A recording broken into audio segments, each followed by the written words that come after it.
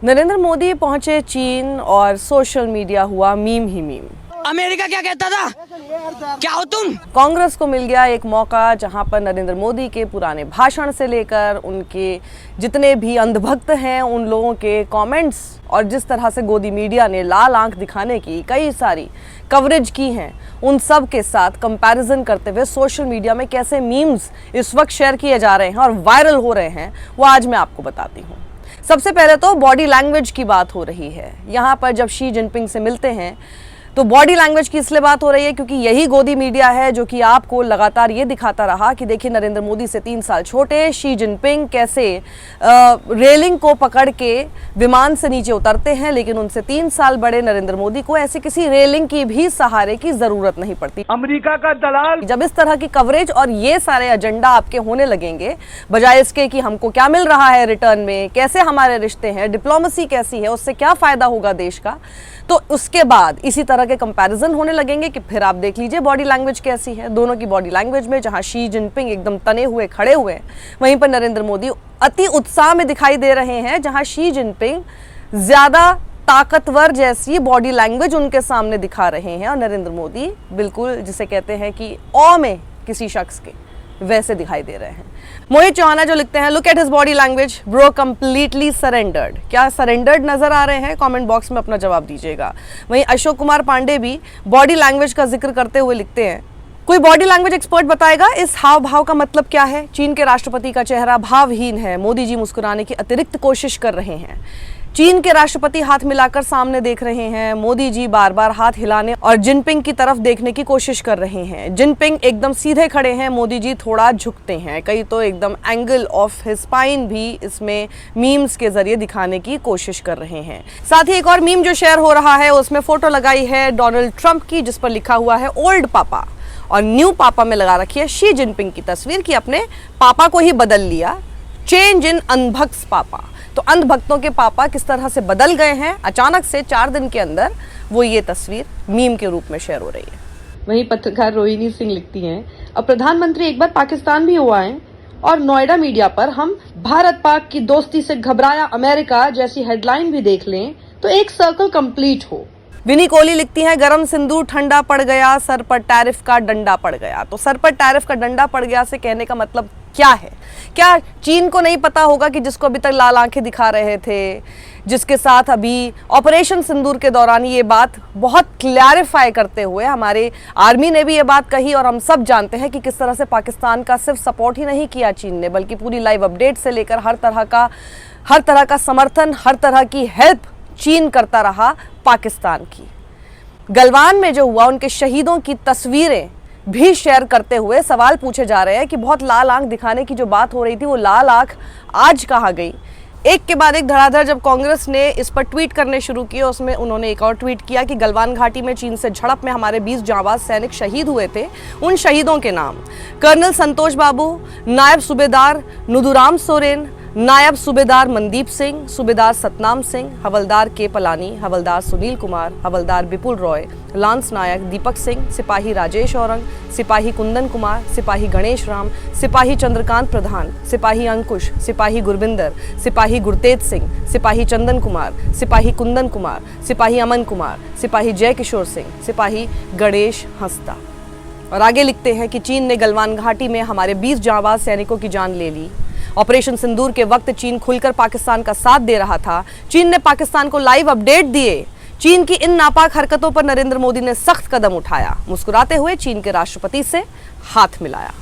सुप्रिया श्रीनेत एक comparative video share करते हुए लिखती हैं कि हम पाकिस्तान से नहीं चीन से लड़ रहे थे, नरेंद्र मोदी चीन के साथ। क्या चीन को नहीं समझ में आ रहा कि ये जो बॉडी लैंग्वेज इस तरह की दिखाई दे रही है क्यों है? क्योंकि ट्रंप ने अभी बस 4 दिन पहले ही 50% टैरिफ जिस तरह से भारत के इंपोर्ट्स पर वहां पर बढ़ाया है, उसकी वजह से अब चाइना की तरफ अगर कोशिश आपकी है जाने की, तो आप ये सोचिए कि डिप्लोमेसी अभी तक हमारे मीडिया के सहारे भी कैसी होती रही। अभी तक तो बताया जा रहा था कि जी चीन जो है हमारा बहुत बड़ा दुश्मन है, ट्रंप हमारे बहुत बड़े दोस्त हैं, और अचानक से गोदी मीडिया अब कहने लगता है कि जी ट्रंप हमारे दुश्मन हो गए हैं लेकिन चीन अब हमारे साथ हो जाएगा।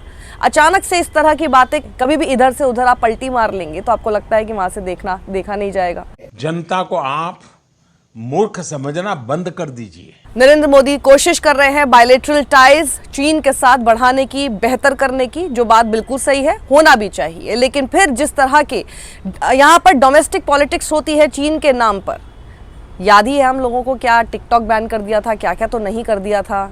और नरेंद्र मोदी के उस भाषण को कैसे भूल सकते हैं जहां वो चीनी गणेश की आंखों तक पे एक रेसिस्ट कमेंट करते हुए नजर आए थे। हम गांव-गांव व्यापारियों को शपथ दिलवाएं, व्यापारियों का कितना ही मुनाफा क्यों ना हो, आप विदेशी माल नहीं बेचोगे। लेकिन दुर्भाग्य देखिए, गणेश जी भी विदेश से आ जाते हैं। छोटी आंख वाले गणेश जी आएंगे, गणेश जी की आंख भी नहीं खुल रही है।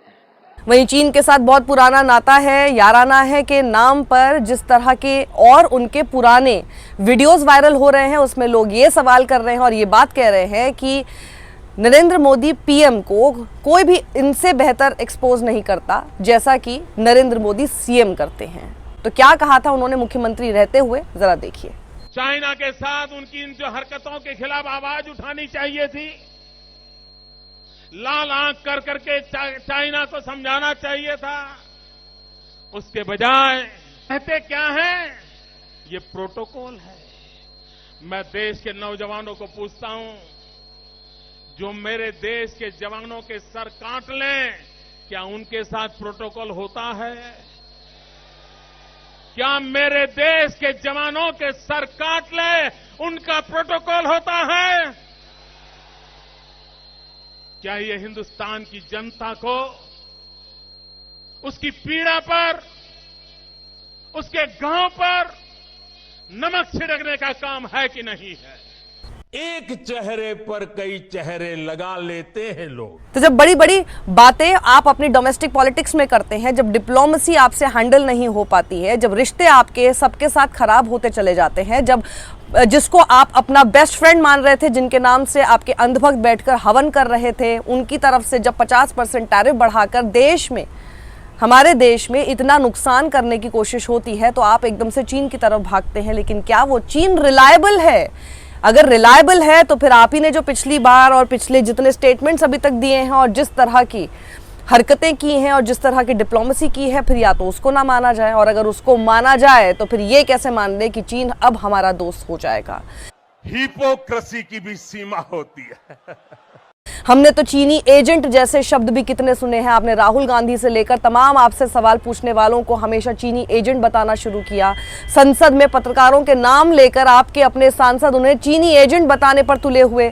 चीनी एजेंट कह के न जाने क्या क्या लोगों को, जो भी आपसे सत्ता से सवाल पूछता रहा, सही सवाल पूछता रहा, आपकी पॉलिसीज के ऊपर क्वेश्चन मार्क लगाता रहा, लेकिन वहां से जवाब कभी नहीं मिला। जवाब सीधे क्या मिला? चीनी एजेंट। तो अब चीनी एजेंट कौन है? इन सभी जो मीम्स इस वक्त शेयर हो रहे हैं, इनमें नीचे जाकर आप रिप्लाई देखेंगे तो बैठकर अंधभक्त ही इस वक्त डिफेंड करने पर लगे हुए हैं कि कैसे चीन के साथ रहना इस वक्त बिल्कुल डिप्लोमेसी है और बहुत जरूरी है, देश हित में है। अब देश हित जैसे शब्द आ गए हैं जब आप चीन के साथ हाथ मिलाते हुए नजर आ रहे हैं। कुणाल शुक्ला लिखते हैं, लाहौर, कराची और इस्लामाबाद में कब्जा करने वाले गोदी मीडिया की माने तो अमेरिका को भी धूल चटाई जा चुकी है। यकीन ना हो तो इस वीडियो में लीजिए। डोलांड ये देख सुन लेगा तो टैरिफ 50% की जगह 100% लगा देगा। वहीं पत्रकार आशुतोष सही बात लिखते हैं कि अभी भी सत्ता से जुड़े पत्रकारों को यह समझ नहीं आ रहा कि जिस चीन ने ऑपरेशन सिंदूर में पाकिस्तान की मदद की, उससे मुलाकात को मास्टर स्ट्रोक कैसे बता रहे हो? गजब है।